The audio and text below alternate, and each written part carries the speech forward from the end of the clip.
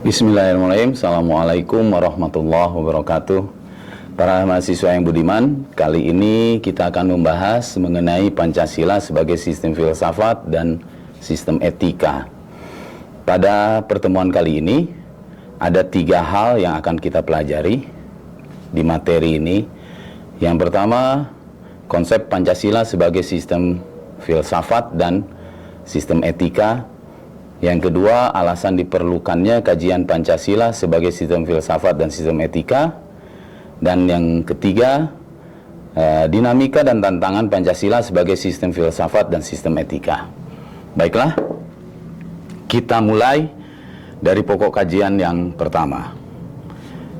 Dalam bukunya Loren Bagus yang berjudul Kamus Filsafat, istilah filsafat berasal dari bahasa Yunani, yaitu filosofia, yang tersusun dari kata philos yang berarti cinta atau philia yang berarti persahabatan.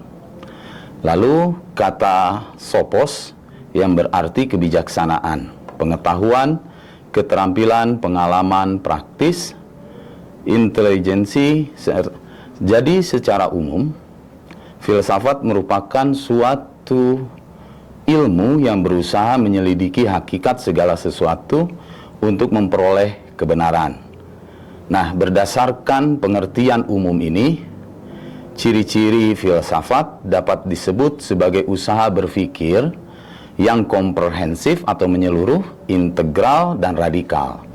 Atau dapat dikatakan sebagai suatu cara berpikir yang mengupas sesuatu secara mendalam. Nah, sejak kemunculan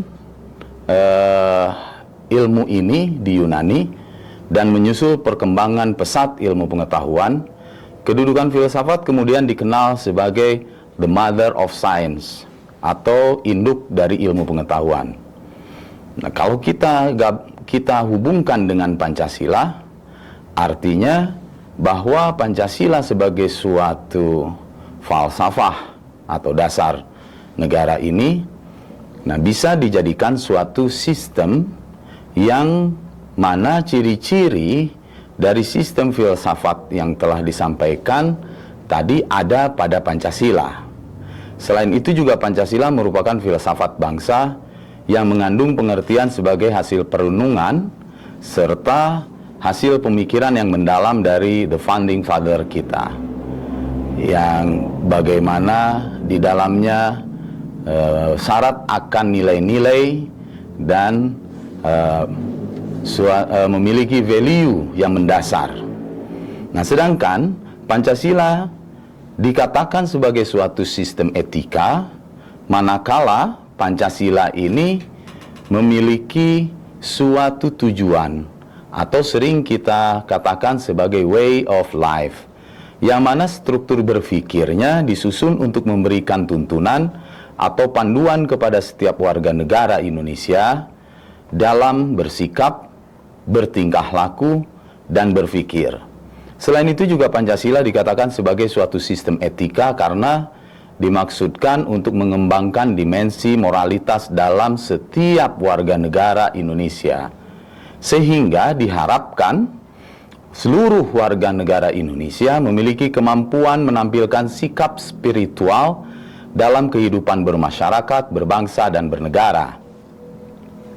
Tadi Bapak mengatakan bahwa kelima dasar yang terdapat dalam sila Pancasila tersebut merupakan satu kesatuan. Pernyataan adalah bentuk suatu kesatuan itu bisa kita lihat dalam nilai-nilai yang terkandung pada setiap sila-sila yang ada di Pancasila, yang sering kita katakan sebagai butir-butir Pancasila. Saudara-saudara sekalian, sekarang kita coba masuk ke pokok kajian yang kedua, yaitu alasan diperlukannya kajian Pancasila sebagai sistem filsafat dan sistem etika.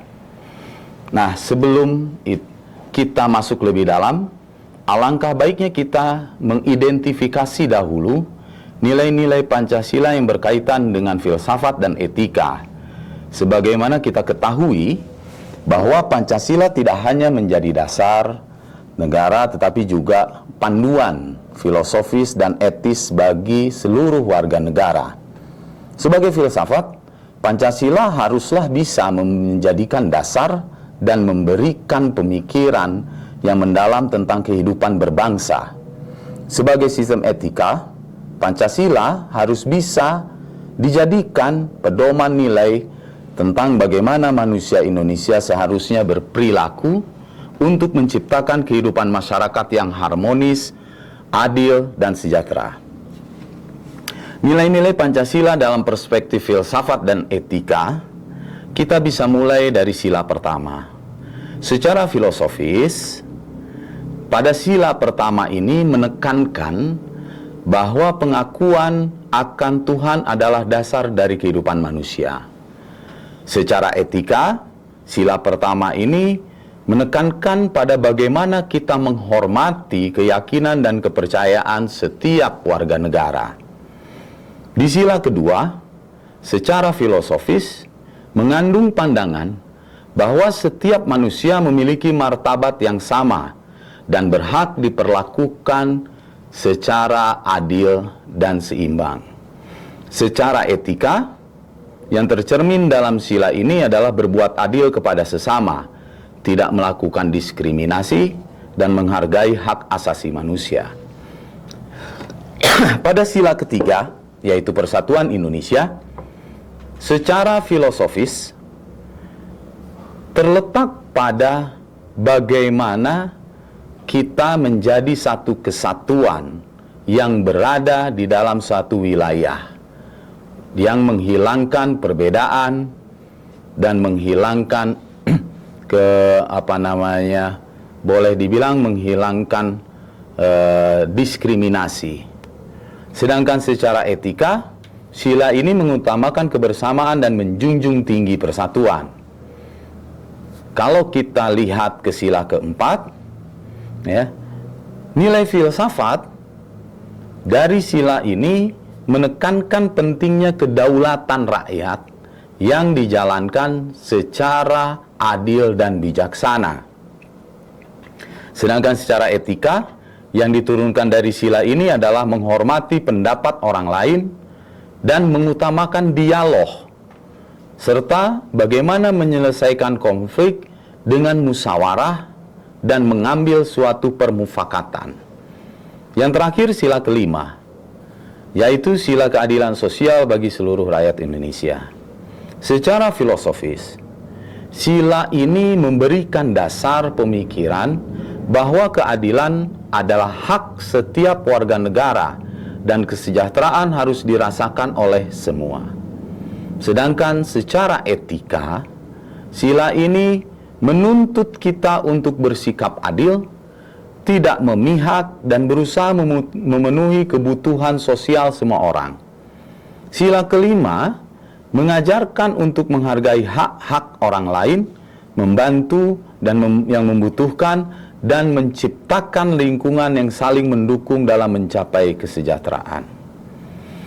Akhirnya, kita masuk pada pokok bahasan terakhir dari kajian Pancasila sebagai sistem filsafat dan sistem etika. Pokok kajian kita yang terakhir adalah mengenai dinamika dan tantangan Pancasila sebagai sistem filsafat dan etika. Kalau kita melihat pada konteks ini, gitu ya, ada beberapa pemahaman yang mendalam terhadap tantangan yang dihadapi agar Pancasila tetap relevan dan dapat diterapkan dalam konteks yang berkembang. Dinamika Pancasila sebagai suatu sistem, baik itu sistem filsafat maupun etika, tidak bersifat statis, melainkan bersifat dinamis dan terus berkembang. Berikut adalah beberapa dinamika utama dalam penerapan Pancasila. Yang pertama, adaptasi terhadap globalisasi.